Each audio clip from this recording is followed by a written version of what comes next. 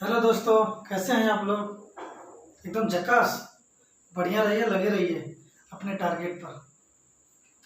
तो कल हम लोग डिस्कस कर रहा था बेसिक इलेक्ट्रिकल इंजीनियरिंग के टॉपिक्स के बारे में, क्या क्या हम लोग को पढ़ना है। उसमें से हमने चूज किया था first chapter basic concept of electricity.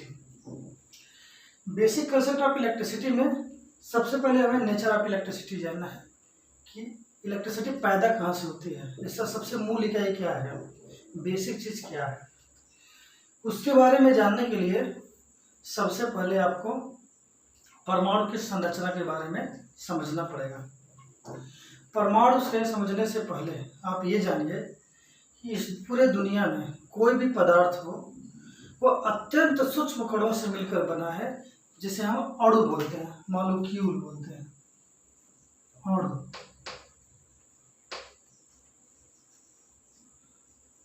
Molecules बना है। प्रत्येक पदार्थ अति सूक्ष्मतम कणों से मिलकर बना है, जिन्हें हम अणु या इंग्लिश में मॉलिक्यूल बोलते हैं। और ये जो मॉलिक्यूल या अणु होता है, ये भी दो या दो से अधिक परमाणुओं से मिलकर बना होता है। यानी जो अणु होता है ये बना होता है परमाणु से मिलकर।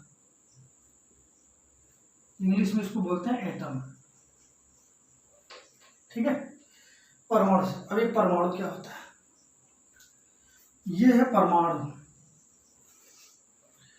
परमाणु के बारे में जानने के लिए परमाणु के अंदर 3 मूल कण पाए जाते हैं, जिनका नाम सबसे पहला होता है इलेक्ट्रॉन, दूसरा होता है प्रोटॉन, तीसरा होता है न्यूट्रॉन।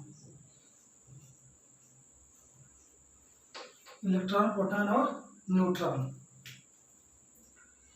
इलेक्ट्रॉन, प्रोटॉन और न्यूट्रॉन क्या होता है।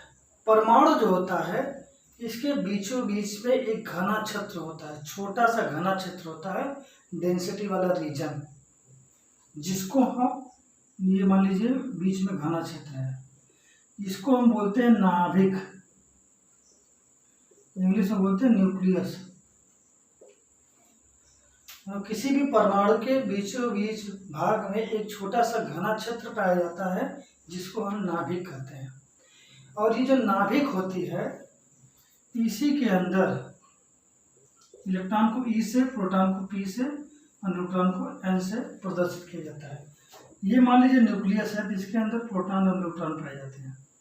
मतलब किसी परमाणु के नाभिक के अंदर प्रोटॉन और न्यूट्रॉन पाए जाते हैं। और रह गए इलेक्ट्रॉन, कहाँ रहेंगे। तो इलेक्ट्रॉन इस नाभिक के चारों ओर विभिन्न कक्षाओं में चक्कर लगाते रहते हैं। समझ गए। परमाणु के 3 मूल कण होते हैं, इलेक्ट्रॉन, प्रोटॉन और न्यूट्रॉन। प्रोटॉन और न्यूट्रॉन जो होते हैं वह नाभिक के बीच में पाए जाते हैं, जो परमाणु का बीच का घना क्षेत्र होता है। और इलेक्ट्रॉन जो होता है इस नाभिक के चारों ओर विभिन्न कक्षाओं में चक्कर लगाते रहते हैं। ठीक है, ऐसे करके विभिन्न कक्षाओं में चक्कर लगाते रहते हैं। ये परमाणु की संरचना है।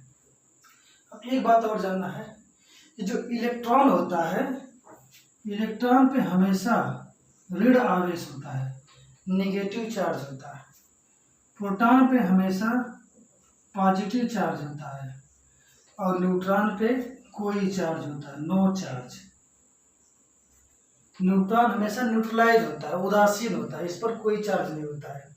इलेक्ट्रॉन पर नेगेटिव चार्ज, प्रोटॉन पर पॉजिटिव चार्ज और न्यूट्रॉन पर कोई भी चार्ज नहीं होता है। ये एक परमाणु के बारे में जानना है। अब इलेक्ट्रॉन पे जो पॉजिटिव चार्ज होता है, इलेक्ट्रॉन पे अगर नेगेटिव चार्ज होता है और प्रोटॉन पे पॉजिटिव चार्ज होता है तो कितना होता है। तो स्टैंडर्ड एक इलेक्ट्रॉन का जो चार्ज होता है 1.6 × 10⁻⁻19 कूलाम होता है एक इलेक्ट्रॉन पर। ठीक है, एक इलेक्ट्रॉन पर जो चार्ज होता है 1.6 × 10⁻⁻19 कूलाम होता है। इलेक्ट्रॉन पर नेगेटिव चार्ज होता है, इसलिए इलेक्ट्रॉन के लिए नेगेटिव हो जाएगा। और अगर प्रोटॉन की बात किया जाए तो प्रोटॉन के लिए प्लस 1.6 × 10⁻⁻19 कूलाम हो जाएगा। इलेक्ट्रॉन पर नेगेटिव चार्ज, प्रोटॉन पर पॉजिटिव चार्ज इलेक्ट्रॉन पे जो होगा -1.6 इंटू 10⁻⁻19 कूलम, और प्रोटॉन पे 1.6 इंटू 10⁻⁻19 कूलम चार्ज होता है एक इलेक्ट्रॉन का। ठीक है, अब ये जानना है कि इलेक्ट्रॉन और प्रोटॉन, किसी भी परमाणु के अंदर जितने प्रोटॉन होते हैं उसमें उतने ही इलेक्ट्रॉन होते हैं। मानो किसी भी परमाणु में number of proton is equal to number of electron.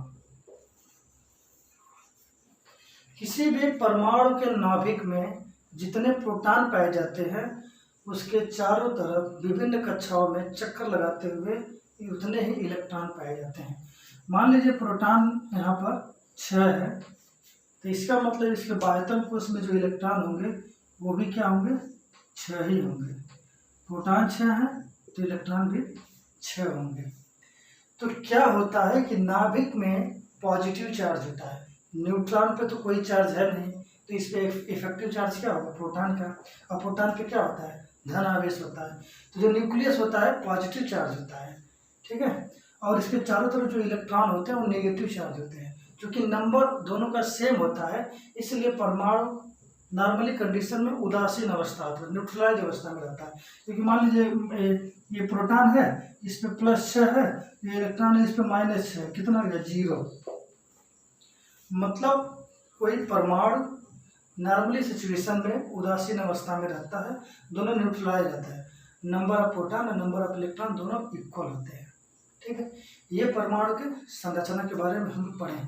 Chemistry में बहुत ज़्यादा डिटेल में पढ़ा जाता है, लेकिन हमको ज़्यादा डिटेल में नहीं जाना, हमको बेसिक चीज़ समझना है। ठीक, ये परमाणु की संरचना हो गया कि प्रत्येक पदार्थ अति सूक्ष्मतम कणों से मिलकर बना है जिसे अणु बोलते हैं, और 2 या 2 से अधिक परमाणुओं को मिला करके हम अणु बनाते हैं।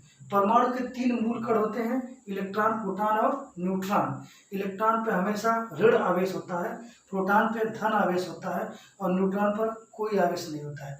परमाणु के बीचों बीच में एक घना क्षेत्र होता है जिसको न्यूक्लियस हो जाता है, नाभिक बोला जाता है। और इसी नाभिक के अंदर हमारे प्रोटॉन और न्यूट्रॉन पाए जाते हैं। और नाभिक के चारों ओर विभिन्न कक्षाओं में बहुत सारे ऑर्बिट्स होते हैं, उन सभी में इलेक्ट्रॉन चक्कर लगाते रहते हैं।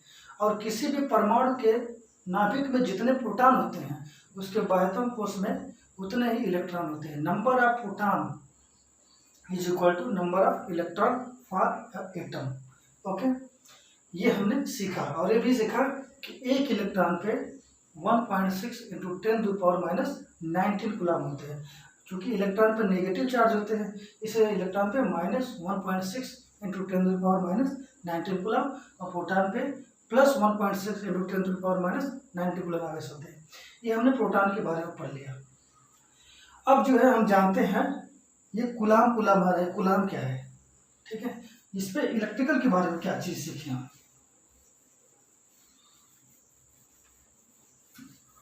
चार्ज क्या होता है,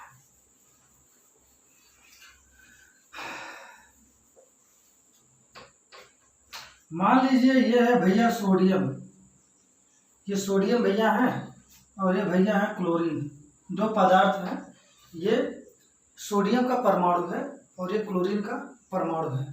ठीक है, अब क्या होगा कि मान लीजिए सोडियम के पास बाह्यतम कोश में 1 इलेक्ट्रॉन है और क्लोरीन के पास बाह्यतम कोश में 7 इलेक्ट्रॉन है। ठीक है, 7 इलेक्ट्रॉन है। सोडियम और क्लोरीन के बाह्यतम कोश में, सोडियम के बाह्यतम कोश में 1 इलेक्ट्रॉन होते हैं, क्लोरीन के बाह्यतम कोश में 7 इलेक्ट्रॉन होते हैं। कोई भी परमाणु अपने बाह्यतम कोश में 8 इलेक्ट्रॉन रखने की कोशिश करता है। ठीक है, तो इसके पास क्या है, 1 इलेक्ट्रॉन की अधिकता है और इसके पास क्या है, 1 इलेक्ट्रॉन की कमी है। इसके अंदर और भी कोश होते हैं, जैसे सोडियम का जो होता है 11 होता है परमाणु क्रमांक। तो 2, 8, 18 के हिसाब से 2 और 8 10 हो गया, और 1 ये इसका इलेक्ट्रॉनिक्स विन्यास होता है। तो पहले कोश में इसके 2 इलेक्ट्रॉन, दूसरे कोश में 8 ऑलरेडी फुल रहते हैं, तीसरे कोश में उसमें 1 इलेक्ट्रॉन फ्री रहता है जो इसके चक्कर करता है फ्री इलेक्ट्रॉन की तरह। क्लोरीन 17 होता है। ठीक है, क्लोरीन के साथ 2, 8 और 7, क्लोरीन का जो परमाणु होता है 17 होता है। तो पहले कोष में 2 इलेक्ट्रॉन हो जाते हैं और दूसरे कोष में 8 और तीसरे में 7 रहते हैं। इसके बाह्यतम कोष में 7 इलेक्ट्रॉन होते हैं। ये जो इलेक्ट्रॉनिक विन्यास होता है 2n² के फार्मूला होता है, जहाँ n = नंबर ऑफ ऑर्बिट होती है। ठीक है, तो इसको 8 इलेक्ट्रॉन करना। तो ये क्या करेगा कि ये जो सोडियम का जो परमाणु है इसके पास 1 इलेक्ट्रॉन की अधिकता होती है। ठीक है, और क्लोरीन के पास 1 इलेक्ट्रॉन की कमी होती है। इसको चाहिए बाह्यतम कोष में 8 इलेक्ट्रॉन। तो इसको 2 तरीका, या तो ये 7 इलेक्ट्रॉन इसको ले ले तो ये अपना 8 पूरा कर लेगा और इसके पास 8 ही था, ये तरीका है। लेकिन क्लोरीन से 7 इलेक्ट्रॉन लेना सोडियम को इतना आसान नहीं है। या दूसरा तरीका है कि इसके पास 7 है, 1 की कमी है, ये बोलेगा भैया तुम अपना 1 इलेक्ट्रॉन दे दो, तुम्हारे पास एक्स्ट्रा है। तो ये 1 इलेक्ट्रॉन क्या है, क्लोरीन इसको दे देगा। तो ये 1 इलेक्ट्रॉन यहाँ से निकल करके इसके पास 8 हो जाएगा। ठीक है, तो हमने क्या पढ़ा, सोडियम के पास टोटल कितने थे, 11 इलेक्ट्रॉन थे। इसने क्या किया, 1 इलेक्ट्रॉन दे दिया, इसके पास कितने बचेंगे, 10 इलेक्ट्रॉन। क्लोरीन के पास टोटल कितने थे, 17 इलेक्ट्रॉन। इसने 1 इलेक्ट्रॉन लिया, ठीक है, कितने हो गए, 18 इलेक्ट्रॉन। अब यहाँ पर समझने वाली बहुत अच्छी बात है। ठीक है, इसमें यह है समझने वाली बात कि सोडियम क्या कर रहा है, इलेक्ट्रॉन को दे रहा है। इसका मतलब क्या, जो देगा इसको बोलते हैं दाता, या इंग्लिश में बोलते हैं डोनर। ठीक है, ये दाता। क्लोरीन क्या कर रहा है, सोडियम से इलेक्ट्रॉन ले रहा है। जो इलेक्ट्रॉन लेता है उसको बोलते हैं ग्राही। ठीक है, इंग्लिश में बोलते हैं रिसीवर।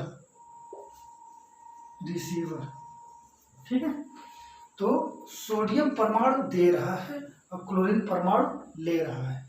ठीक है, तो सोडियम पे क्या होगा, इलेक्ट्रॉन की कमी हुई, अधिकता कमी हुई, तो हम क्या करते हैं कि इलेक्ट्रॉन की कमी हुई। सोडियम पे क्या हुई, इलेक्ट्रॉन की कमी हुई है। और इस पे क्या करेंगे, क्लोरीन पे इलेक्ट्रॉनों की अधिकता हुई है, इलेक्ट्रॉन की अधिकता हुई है। ठीक है, हम ये तीनों चीज किस लिए लिख रहे हैं, क्योंकि यहाँ पर एक चीज हम रटने वाले हैं, समझने वाले भी है, रटने वाले भी, दोनों।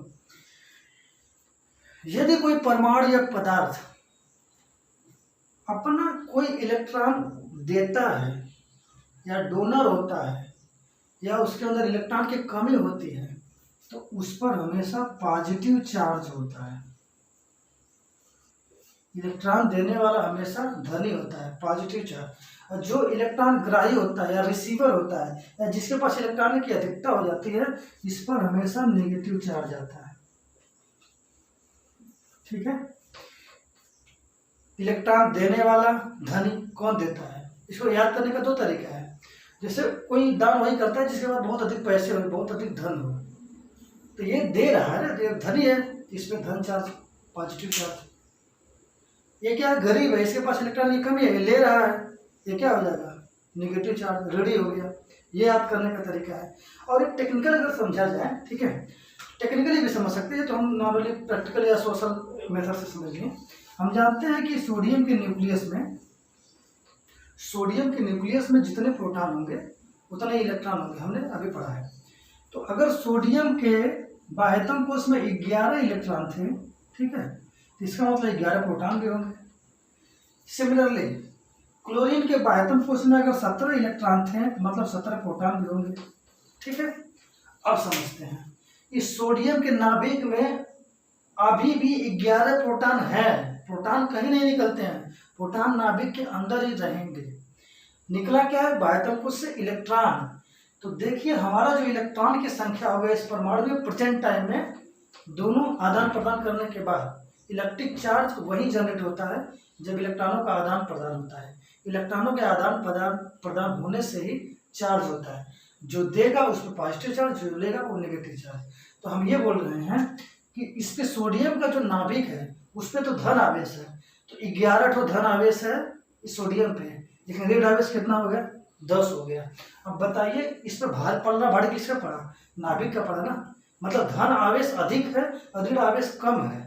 तो इस नाभिक का पल्ला भारी पड़ा। इसके पास अगर 11 बंदूक है, इसके पास 10 ही बंदूक है, ये 10 ही आदमी मार पे 11 आदमी, इसका पल्ला भारी है, इसीलिए सोडियम पे प्लस चार्ज रहेगा, क्योंकि इस पे प्रोटॉन हावी रहेगा, यानी न्यूक्लियस हावी रहेगा, यानी पॉजिटिव चार्ज हावी रहेगा। इसीलिए इस प्रोटॉन जो इलेक्ट्रॉन दे देता है उसमें हमेशा पॉजिटिव चार्ज आ जाता है।